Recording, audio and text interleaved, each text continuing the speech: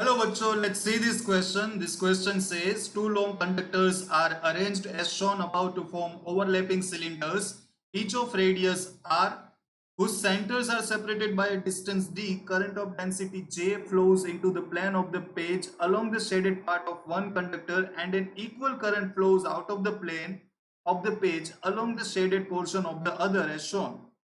What are the magnitude and direction of the magnetic field at point A? ठीक है बच्चों, तो यहाँ पे हमें एक सॉलिड दो सॉलिड सिलेंडर्स है और दोनों ओवरलैप कर रहे हैं, और जो ओवरलैपिंग वाला रीजन है वो व्हाइट कलर में आपको दिखाया गया, और उसी ओवरलैपिंग रीजन में एक पॉइंट है ओ ए।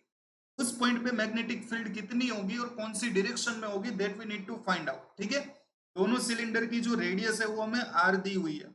हमें फाइंड करना है कि ए पॉइंट पे क्या कह सकते हैं कि मैग्नेटिक फील्ड कितना होगा। तो हम एक काम करते हैं, ये वाला जो सिलेंडर आपको दिख रहा है ऊपर का, उसका मैं सेंटर ड्रॉ करता हूँ। ठीक है, अब ये भी बताया गया है कि जो बीच वाला सिलेंडर लेफ्ट वाला सिलेंडर है उसमें करंट आप देखोगे तो डॉट बताया हुआ है, मतलब कि बाहर आ रहा है, और राइट वाले सिलेंडर में क्रॉस है, मतलब कि वो अंदर जा रहा है। तो अगर मैं लेफ्ट वाले सिलेंडर की बात करूं, वहां से बच्चों अगर देखा जाए तो यहाँ पे ए पॉइंट है, तो मैं यहाँ पे एक एम्पीरियन लूप बना लेता हूँ। ठीक है, तो यहाँ पे मैंने एक एम्पियरन लूप बना लिया। अब आप बता सकते हो बच्चों कि ये डिस्टेंस कितना होगा, क्योंकि दोनों सिलेंडर के सेंटर के बीच का डिस्टेंस डी है। ठीक है, और ए उसके सेंटर में, तो क्या मैं बोल सकता हूँ कि ये डिस्टेंस आधा हो जाएगा d/2।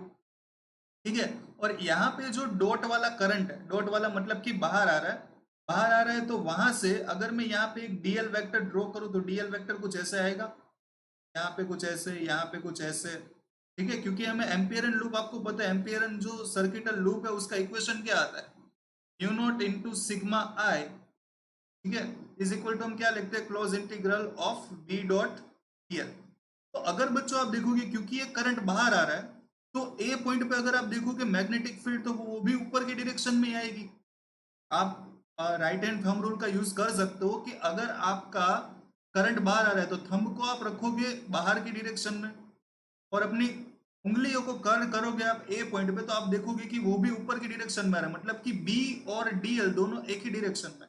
ठीक है, तो मैं बी और इंटीग्रल डीएल दोनों को साथ में लिखता हूँ, और ये डॉट प्रोडक्ट में जो cos थीटा आता है वो cos 0 1 हो जाएगा, क्योंकि दोनों एक ही डायरेक्शन में, is equal to mu zero.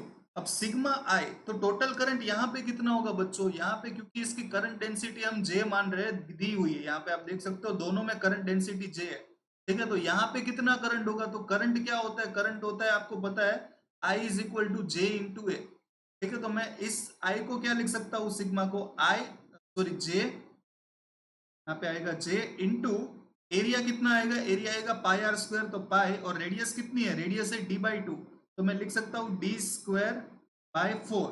ठीक है, क्या लिख सकते हैं हम, d²/4, ये हो गया एरिया। ठीक है, तो यहाँ पे मैंने करंट लिख दिया। अब यहाँ पे आते हैं बच्चों बी, डीएल कितना होगा, डीएल ये पूरा सर्कल होगा, सरकमफरेंस, तो वो कितना होगा 2πr, आर कितना है d/2, is equal to mu naught J pi d²/4। यहाँ से जो भी कैंसिल हो रहा है उसको कैंसिल कर देते हैं बच्चों, ये 2 कैंसिल हो गया, पाई पाई कैंसिल हो गया, एक डी भी कैंसिल हो जाएगा। तो यहाँ से बच्चों बी की वैल्यू जो आपके पास आ रही है वो कितनी आ रही है, म्यू नॉट जे d/4। और अगर आप इसकी डायरेक्शन की बात करो तो वो जे कैप की डायरेक्शन में आ रही है, जैसा हमने बताया था बच्चों, ऊपर की डायरेक्शन में आ रही है। तो यहाँ पे मैग्नेटिक फील्ड हमें मिल गया लेफ्ट वाले सिलेंडर की तरफ से। अब बात करते हैं राइट वाले सिलेंडर की। तो राइट वाले सिलेंडर जो कि क्रॉस है, मैं यहाँ पे रिप्रेजेंट करता हूँ, वहां से कुछ ए डिस्टेंस यहाँ पे एक पॉइंट है, मैं यहाँ पे एक एम्पियरन लूप मान लेता हूँ। ठीक है, थोड़ी सी फिगर रफ बनी है पर आप अज्यूम कर लेना। ठीक है, तो यहाँ पे बच्चों ये भी डिस्टेंस कितना हो जाएगा, d/2 हो जाएगा। ठीक है, अब क्योंकि ये करंट अंदर जा रहा है, ठीक है, अंदर जा रहा है, तो उसकी मैग्नेटिक फील्ड कुछ इस तरीके से होगी। आप अपने थंब, राइट हैंड थंब को यूज कर सकते हो। तो यहाँ पे बच्चों कुछ इस तरीके से होगा, यहाँ भी डीएल वेक्टर इस तरफ है, ठीक है, ए पॉइंट पे, और यहाँ पे मैग्नेटिक फील्ड भी इस तरफ है, मतलब कि डीएल इस तरफ, बी भी इस तरफ, मतलब कि दोनों एक ही डायरेक्शन में है। तो अगर मैं राइट वाले सिलेंडर के हिसाब से लिखूं तो उसका मैग्नेटिक फील्ड कितना होगा, तो वहां पे भी हम क्या करते हैं, एम्पियर सर्किटल लॉ का यूज करते हैं, mu naught sigma I is equal to close integral of B dot DL. ठीक है, इस बार अगर आप देखोगे तो म्यू नॉट करंट कितना है, तो करंट इस बार भी उतना ही होगा बच्चों, J into pi D square by 4। ठीक है, क्योंकि दोनों सेम ही है, सिमेट्रिकल कंडीशन है। यहाँ पे बी को हम बाहर ले लेते हैं, डीएल का इंटीग्रेशन इस बार भी हो जाएगा 2 पाई इंटू आर, और आर है डी बाई 2। ठीक है, तो फिर से अगर आप राइट वाले डायरेक्शन, राइट वाले सिलेंडर के हिसाब से अगर आप मैग्नेटिक फील्ड निकालोगे तो सब कुछ कैंसिल होके ये भी mu naught J D by 4 ही आएगा। देखो आप कैंसिल करो, पाई से पाई कैंसिल, ठीक है, 2 से 2 कैंसिल और डी से डी कैंसिल, तो फिर भी वही आया। और डायरेक्शन भी यहाँ पे भी कितनी आ रही है, जे ही आ रही है। तो टोटल अगर मैग्नेटिक फील्ड की मैं बात करूं ए पॉइंट पे, तो वो कितनी आएगी, वो दोनों का वेक्टर सम आएगा B L plus B R. ठीक है, और दोनों को अगर मैं सम करता हूं तो ये mu naught J D by 4, mu naught J D by 4 total कितना हो जाएगा, mu naught J D by 2। और डायरेक्शन आएगी जे कैप, जे कैप मतलब कि positive Y direction. Positive Y वाले डायरेक्शन वाले ऑप्शन दो ही है, ए और बी, मतलब कि सी और डी तो कैंसिल हो गए बच्चों, तो ए और बी। अब इसमें देखते हैं कि कौन सा ऑप्शन मैच हो रहा है। अब mu naught by 2 pi given है, तो मैं काम करते हैं यहाँ पे ना 2 पाई ला देते हैं, तो mu naught J D by 2 पाई।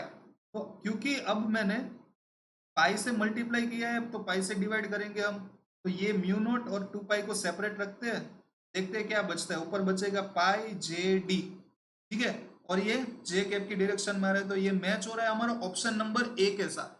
ठीक है, तो बहुत इजी क्वेश्चन था बच्चों, आई होप कि आपको ये क्वेश्चन समझ में आएगा। Thank you so much.